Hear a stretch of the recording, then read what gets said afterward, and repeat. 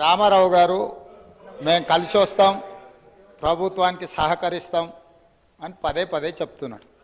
నేను వారికి ఒకటే సూచన చేస్తున్నా, మీరు కలిసి వస్తారా లేదా అనేది, అన్నం ఉడికిందా లేదా అనేది ఒక మెతుకుని బట్టి చూస్తే తెలుస్తుంది. ప్రతిపక్ష నాయకుడు సభలకే రాడు, వీళ్ళు కలిసి వస్తారని చెప్తే నమ్మేది ఎవరు అధ్యక్ష?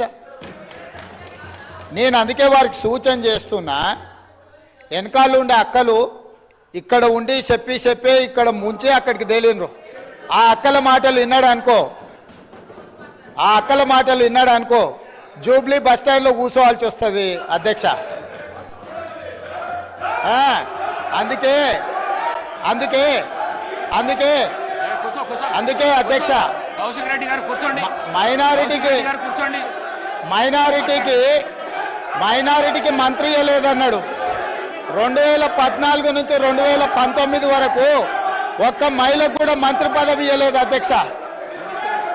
5 సంవత్సరాలు ఒక్క మహిళకు కూడా మంత్రి పదవి ఇవ్వకుండా ఈ ప్రభుత్వాన్ని, ఆనాడు ప్రభుత్వాన్ని నడిపి ఈ రోజు వచ్చి మైనారిటీలకు ఇవ్వలేదని ముసలి కన్నీరు గారుస్తారు అధ్యక్ష. కాబట్టి దయచేసి అన్ని విషయాలు మాకు తెలుసు, సహకరించేది ఉంటే ప్రతిపక్ష నాయకుడిని వచ్చి సభలో కూర్చోమని చెప్పుండ్రు అధ్యక్ష. వివేక్ గారు మళ్ళీ వెళ్ళకు రాకండి. వివేక్ గారు ఈ ప్రాక్టీస్ మంచిది కాదు.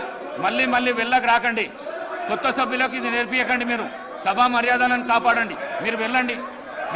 మీరు పల్ల రాజేశ్వర్ గారు మీరు వెళ్ళండి ప్లీజ్. మీరు వెళ్ళండి, సభా మర్యాదలను కాపాడండి.